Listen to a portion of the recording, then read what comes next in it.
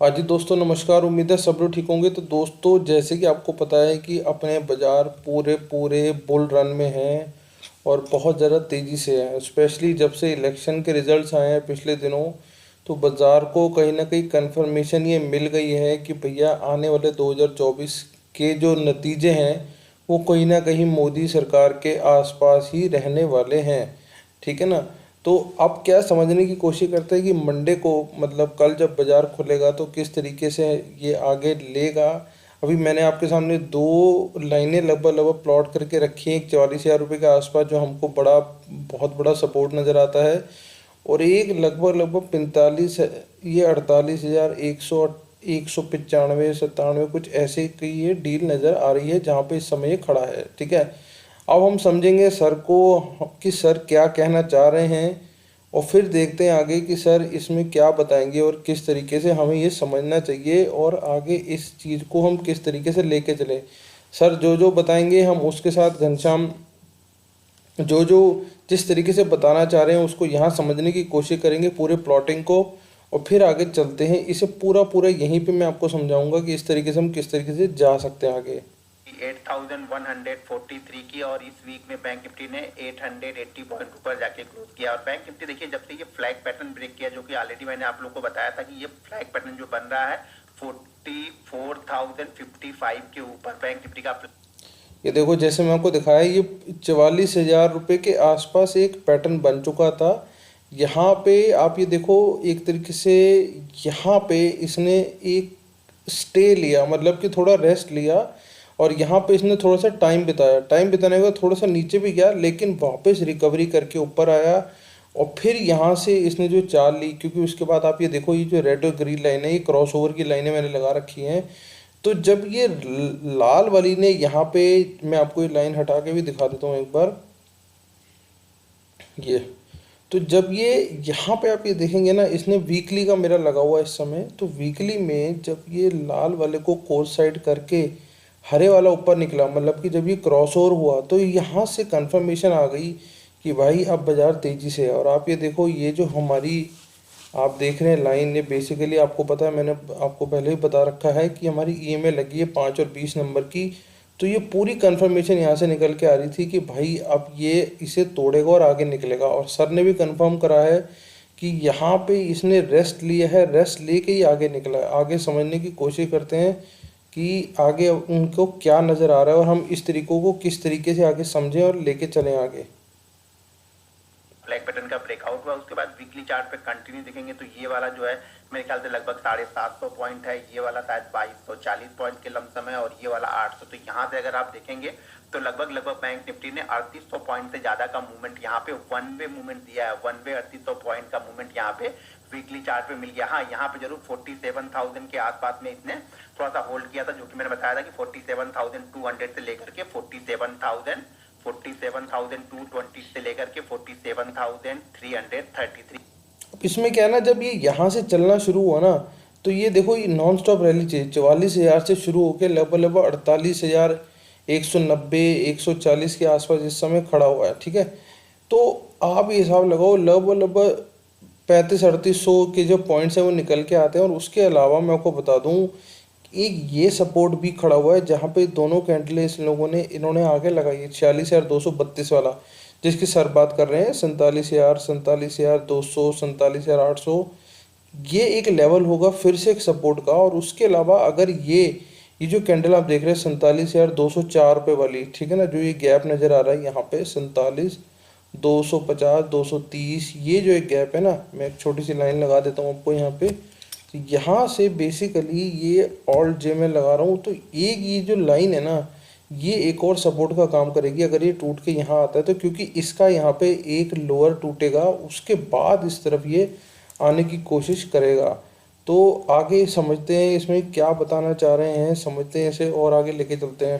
ये रजिस्टेंस, और यहाँ पे इसने टाइम बिताया, और टाइम बिताने के बाद ये वापस यहाँ से निकला, तो देखिए फिर से लगभग लगभग 800 पॉइंट की मूवमेंट यहाँ पे ऑलरेडी बैंक निफ्टी में बन चुकी है। तो बैंक निफ्टी वीकली चार्ट पे कहीं पे कोई भी यहाँ पे ऐसा सिग्नल नहीं है वीकली चार्ट पे कि बैंक निफ्टी कमजोर हो रहा है। और मैं बार बार ये चीजें आप लोग को समझाता हूँ कि जब मार्केट स्ट्रांग हो, फुल रन में हो, तो वहां पे कभी भी रेजिस्टेंस को मत देखिए कि रेजिस्टेंस पे जाएगा तो मैं सेल करूंगा। रेजिस्टेंस सिर्फ एक नंबर वहां पे रह जाता है कि उसके पास पहुंच के बैंक निफ्टी किस तरीके से ट्रेड करता है। हमेशा जब मार्केट अप ट्रेंड में हो तो आप वहां पे सपोर्ट ढूंढिए। सपोर्ट का मतलब ये हो कि मार्केट अगर यहाँ से थोड़ा बहुत करेक्ट होता है तो वो कहाँ पे रुक सकता है और वहां पे रुकता है कि नहीं रुकता। अगर वहां पे रुकता है और रुकने ये देखो यहाँ जहाँ ये सर की पेंसिल है, यही मैं आपको यही पॉइंट दिखा रहा हूँ कि इफ़ इन केस अगर येली कैंडल ब्रेक होती है, अगर ये इसके ऊपर सुबह नहीं जाता या यहाँ पे आके थोड़ा सा टाइम बिताता है, तो हमें फिर से देखना पड़ेगा कि भाई अब ये नीचे का थोड़ा सा मुंह ले रहा है या वापस ऊपर जाएगा। हालांकि मुझे उम्मीद नहीं है कि नीचे जाएगा, क्योंकि जिस तरीके से येली ईएमए ने अपना मुंह बना रखा है,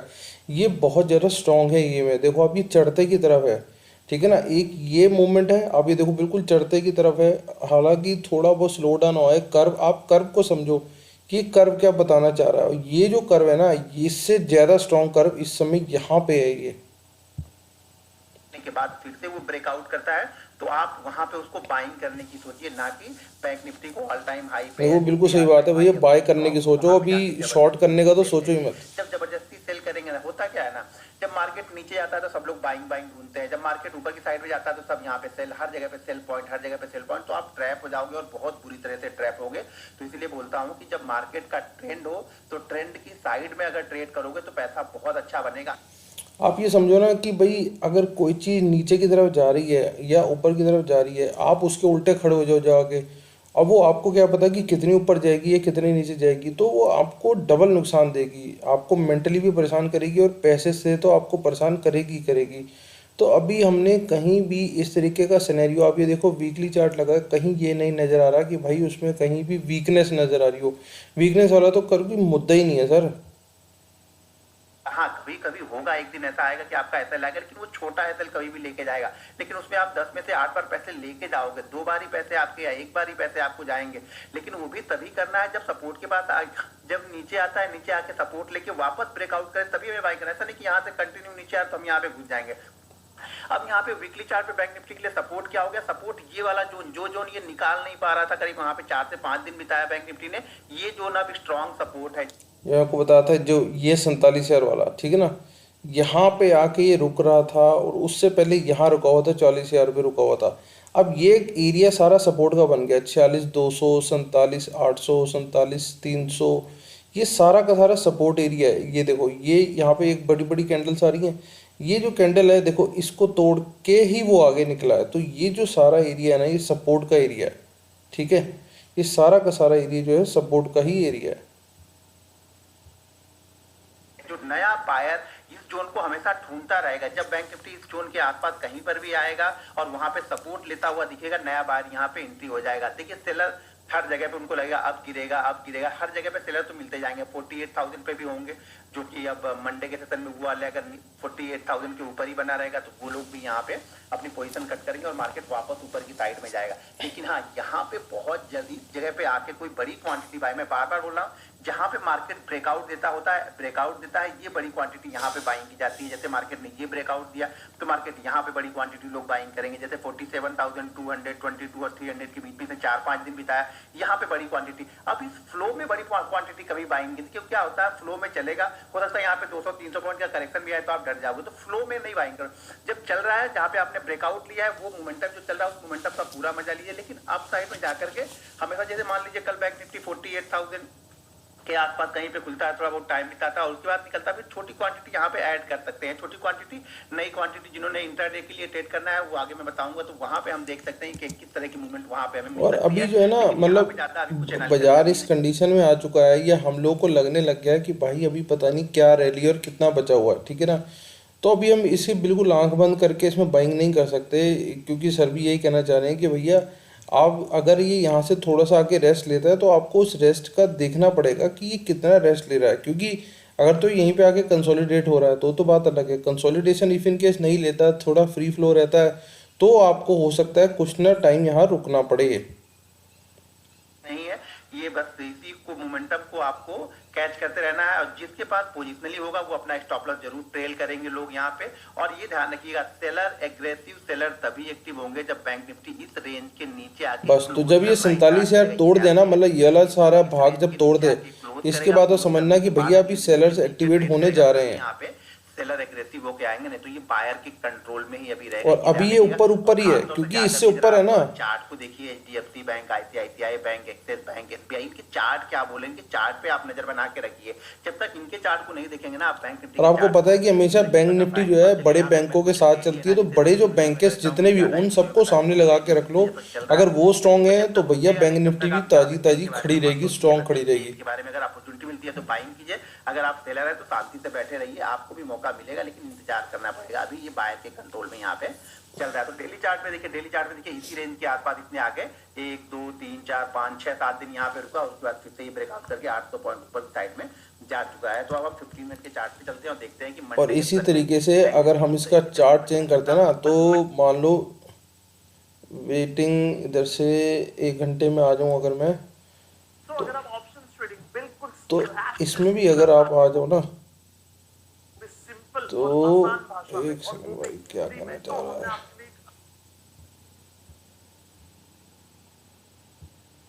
ये बात है, ठीक है ना। तो यहाँ पे आप ये देखो कि यहाँ पे ये क्या चार्ट ठीक नहीं लगा हुआ,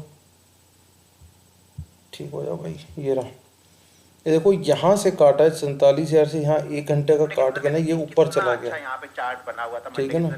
तो ऐसे ही डे में भी चला गया और उधर से भी चला गया सेशन में भी। और यहाँ पे देखिए एक्सपायरी वाले दिन भी, दोनों दिन देखिए, एक्सपायरी वाले दिन मार्केट ओपन होता है और ओपन होने के बाद में यहाँ से ऊपर की साइड में निकल के सारा दिन यहाँ पे होल्ड करता है अपने आप को। यहाँ पे देखिए कल वाले फ्राइडे वाले सेशन में मार्केट गैप अप ओपन होता है, गैप अप ओपन होने के बाद ये एरिया की बात हो रही है अभी, ठीक है ना।